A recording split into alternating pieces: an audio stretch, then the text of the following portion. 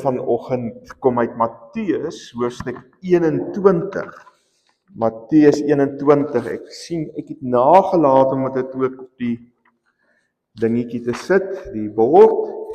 Maar kom ons luister na die teks. Partykeer is dit beter om net te luister en nie die teks ook voor jou te hê om te lees nie. Dis natuurlik Palmsondag vandag. Wat deur die eeue deur die kerk gevier is. Julle ken dit met die palmtakke baie keer en die kruisies wat gevleg word. En vanoggend se teks gaan juis oor hierdie intog van Jesus in Jerusalem in. Dis natuurlik die laaste week van sy lewe wat hiermee aanbreek. En dan gaan ons nou Goeie Vrydag vier wat sy dood is. En ons gaan dan Paasondag vier wat die opstanding is. Baie interessant, hierdie hele week het elke dag 'n naam. En word 'n sekere aspek van Jesus se lyding gevier. En dan Saterdag wat kom, noem hulle stil Saterdag. En het die kerk deur die eeue gewoonlik niks gedoen op daai dag nie. Net stil deurgebring, nie gepraat nie, niks, net stil. Want is stil in afwagting en in gebed op die opstanding wat sou kom. Kom ons lees die teks saam, vriende. Toe hulle naby Jerusalem kom en Betfage aan die Olyfberg bereik, het Jesus 2 disippels vooruitgestuur en vir hulle gesê, gaan na die dorpie daar reg voor julle.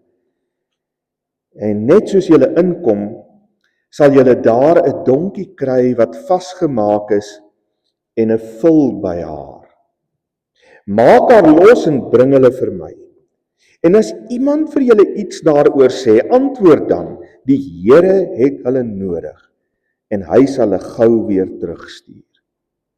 Dit het gebeur sodat die uitspraak van die profeet vervul sou word.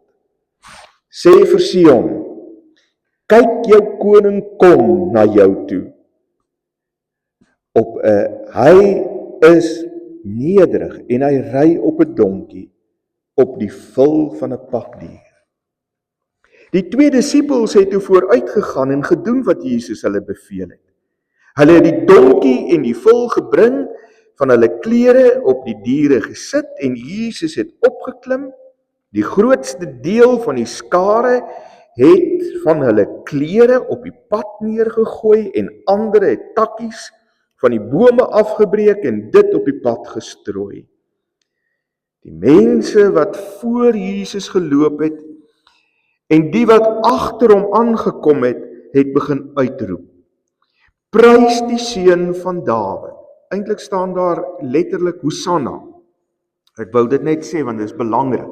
Hosanna aan die seun van Dawid. Loof hom wat in die naam van die Here kom. Prys hom in die hoogste hemel. Toe Jesus in Jerusalem ingaan, het die hele stad in beroering gekom en gevra, wie is hierdie man? Skare het geantwoord, dit is die profeet Jesus van Nasaret in Galilea. Ja, Jesus staan op my teks, verwagting. Nou ek het met 'n verwagting vanoggend gekom dat die krag gaan wees. En nou is my verwagting teleurgestel. En dis eintlik die tema vir vanoggend se preek, verwagtinge. Maar kom ons kyk net 'n bietjie na die verwagting wat Israel gehad het, wat die Jode gehad het, hier op hierdie wonderlike laaste Palmsondag voor Jesus se dood. Ek wil hê julle moet julleself vir 'n oomblik net indink wat deur hulle emosies gaan, wat in hulle lewe gebeur, hoe opgewonde hulle moes gewees het. Vir eeue lank verwag hulle die Messias. En hier is 'n baie geskikte kandidaat, Jesus. Want tot en met daardie punt het hy gepraat soos 'n Messias, het hy opgetree soos 'n Messias deur die genesings wat hy gedoen het. Hy het die mense geleer soos 'n Messias. En nou, hier is hy. En hy kom ingery soos 'n oorwinnende koning in Jerusalem in. Dink net wat die verwagting in hierdie ouens se harte en hulle koppe moes gewees het. Hoe daai oë geblink het toe hulle gesien het uiteindelik gaan ons 'n verlosser hê. Uiteindelik gaan iemand ons van die Romeine bevry. Uiteindelik gaan ons vrygemaak word van alles wat verkeerd is en sleg is in hierdie wêreld. En om alles te kroon kom Jesus in op 'n donkie. Sagaria 9 vers 9. 'n voorspelling, 'n profesie wat in vervulling gaan. En die Jode het dit goed geweet. Hulle het die woord geken. Dink net, daai opgewonde verwagting wat in hulle was. Hier kom ons redder. Hier kom ons Messias. En hierdie Jesus het al die boksies getik. Maar binne 'n paar dae gebeur iets vreemd. Al die hosannas wat gesing is in die begin, word uiteindelik kruisig hom. Die vraag is, hoe is dit moontlik? Hoe kan mense in 1 week, in 'n paar dae se tyd, aan die een kant sing Hosanna in die hoogste, en aan die ander kant sê, kruisig hom. Daar's 'n kort antwoord daaraan, vriende. Dit doen met die woordjie verwagting. Nes ons vanoggend verwag het om kerk toe te kom en lig te hê, is ons verwagting vanoggend teleurgestel. En net so is die Jode se verwagting aan 'n Messias teleurgestel. Want die gebeure wat daarna gevolg het, kon hulle in hulle wildste drome nie indink nie. Hulle kon nie vir hulle koppe daar rondom kry dat hierdie Jesus nie op die troon van Dawid gaan sit as koning nie, maar dat hy gevange geneem word en voor die Joodse raad en die goewerneur gebring word soos 'n skelm. Slegte mens. Hy het aan al die boksies getik. Wat het hier verkeerd geloop? Ek wil hê jy moet 'n bietjie terugdink aan die eie lewe. Dink 'n bietjie terug aan die verwagtinge waarmee u deur u lewe gegaan het. Daar was baie. Daar was duisende verwagtinge dwarsdeur. Van daai verwagtinge het uiteindelik geblom en ander het verwelk. En daar was teleurstelling. Dink net 'n bietjie vir 'n oomblik hoe groot daardie teleurstelling was, wat dit ook al was. Miskien was dit 'n persoonlike ervaring wat jy gehad het wat vir jou sleg was.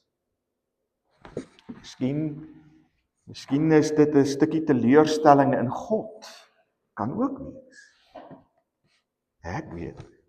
Ek was op 'n stadium baie teleurgestel in God. Dis okay. Miskien is dit aan ander mense wat jy teleurgestel is. Jou werk. Wat by jou werk gebeur, hoe hulle jou behandel. Veral die harde werk wat jy doen. Miskien is jy teleurgestel in jou gemeente, of was. Jou dominee, jou medelidmate.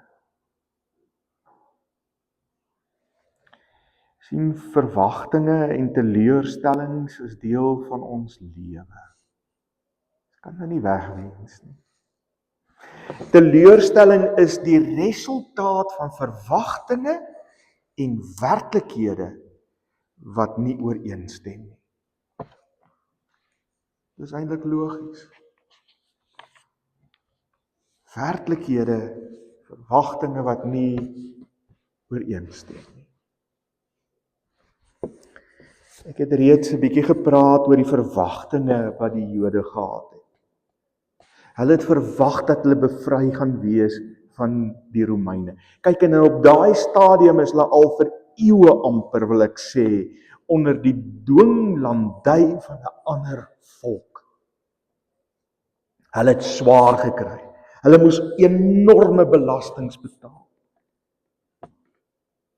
Hulle godsdienstige leiers was net in op manipulasie en mag. En in hulle diepste wese het hulle gewens dat hierdie Messias wat kom, as 'n militêre en 'n politieke bevryder moet kom. So ek het gesê ons moet die woordjie Hosanna onthou. Want sien, vriende, daai woordjie Hosanna, in ons taal, dan dink ons dis 'n lofprysing, 'n lofuiting, en in die Griekse taal het dit eintlik ook so iets geword, maar sy oorspronklike betekenis is, red ons, red ons, red ons. Soos wat Jesus inkom by Jerusalem, sing hierdie ouens, red ons, seun van Dawid, red ons. Hoor julle iets van hulle diep verwagting wat hulle gehad het?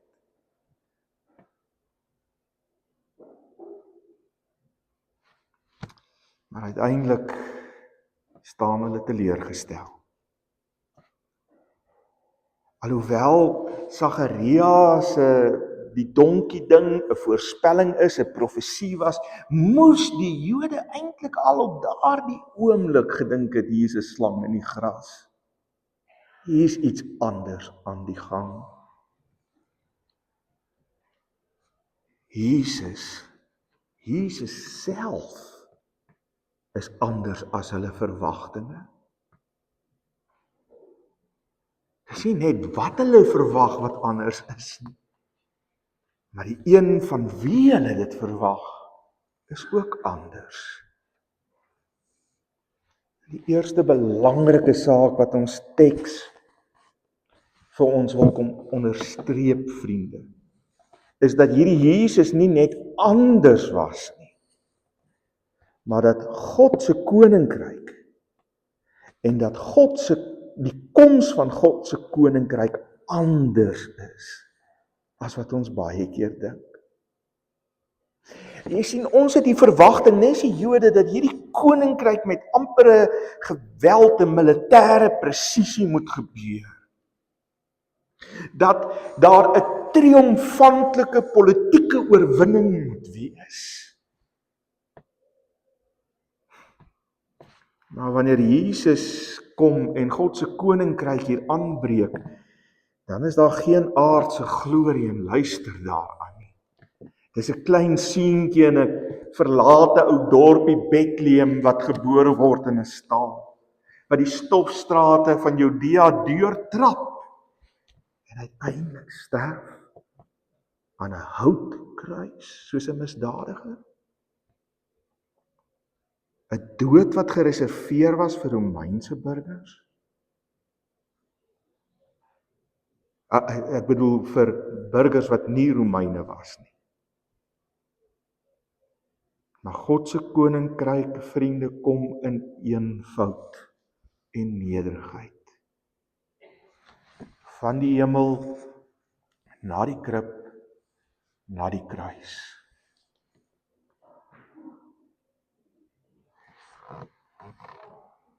Halleluja.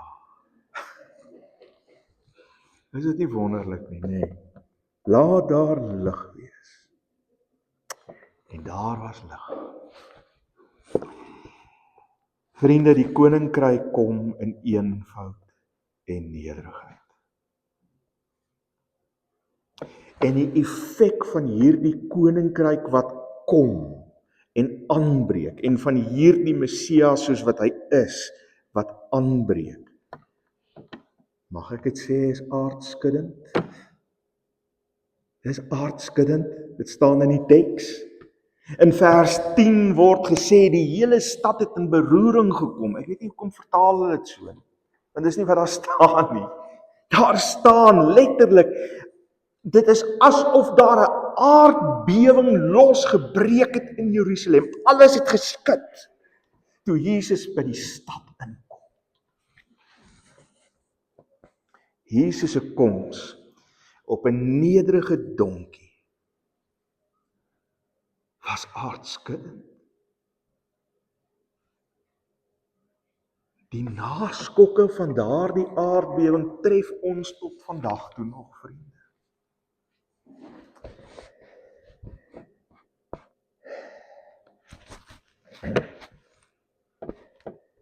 As daar nou ooit in hierdie geskiedenis van hierdie wêreld 'n ontwrigter was,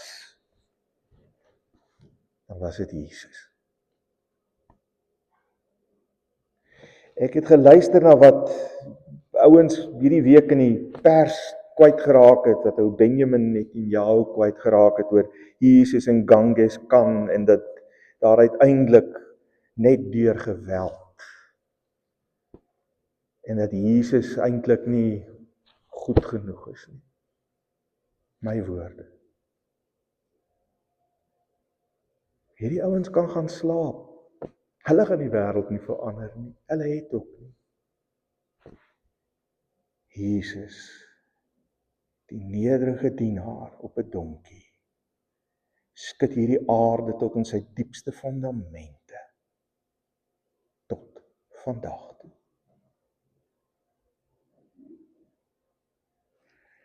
Ek gaan dit so saamvat, vriende. Die koninkryk kom deur nederige, lydende diensbaarheid. Nederige, lydende met 'n lang y, diensbaarheid. En dan, die oomblik wat ons dit raak sien, vriende, dan is die vraag wat gevra word in vers 10, miskien die heel belangrikste vraag wat ek en jy ooit kan vra. Wie is hierdie man?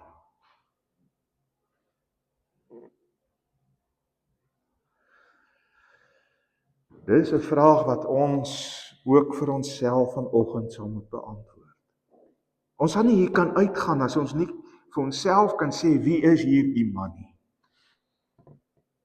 Wie is Jesus vir my en vir jou persoonlik?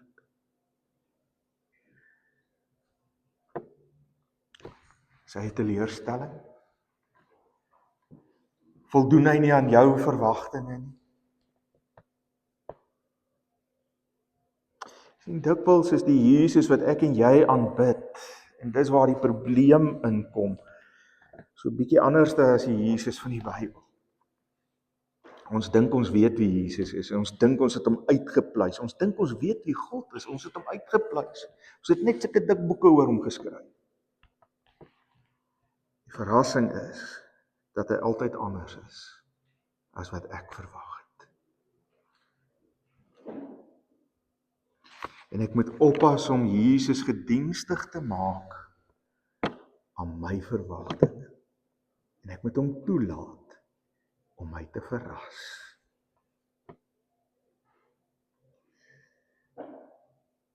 Jesus wil graag vandag aardskuddend my en jou prentjies van hom kom uitdaag.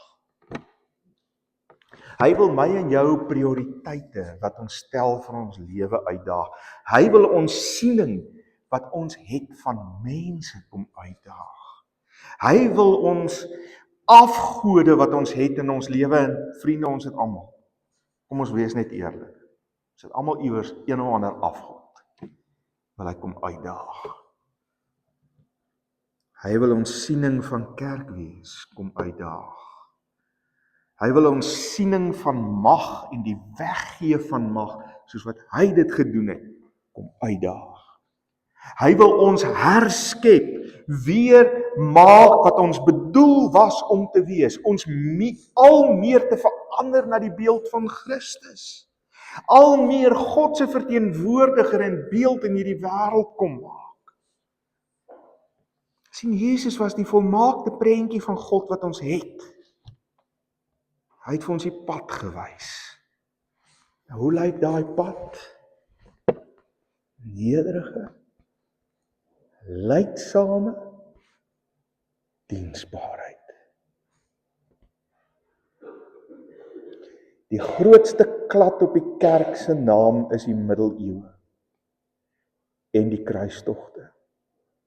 Toe die kerk uiteindelik deur militêre mag probeer het om Jerusalem van die moslems te bevry. Tot vandag toe loop daai spook deur die kerk. Weet julle, daar's tussen 2 en 3 miljoen mense, sê sommige ouens, in daai 2 eeue deur die kerk gedood. Soldate,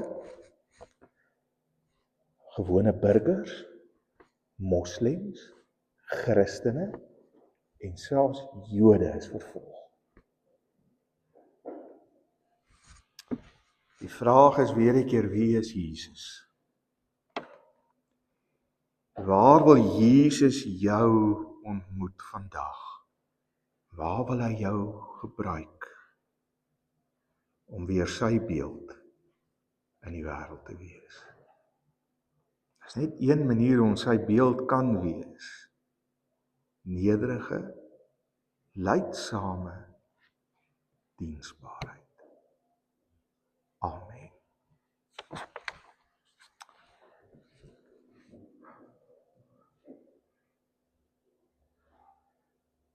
Here, ja, soms is ons verwagtinge van onsself, van mekaar, van U, van ander,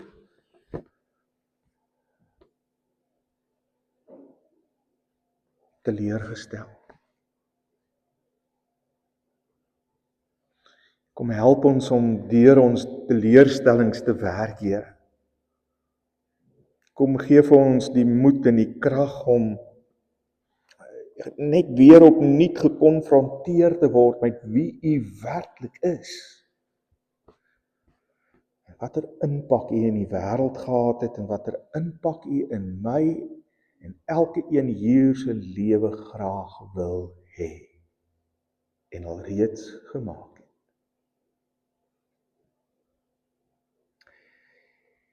Here, openbaar U self aan ons vandag. Laat ons hier huis toe gaan met 'n mooi prentjie. Dalk nog nie 'n volledige prentjie nie, dalk nog nie 'n duidelike prentjie nie, maar ten minste 'n prentjie wat weet, U is die nederige, lydende, diensbare knegt. En ons volg in U voetspore. So sal ons nooit teleurgestel word in U, Here. Lei ons op hierdie weg. Amen.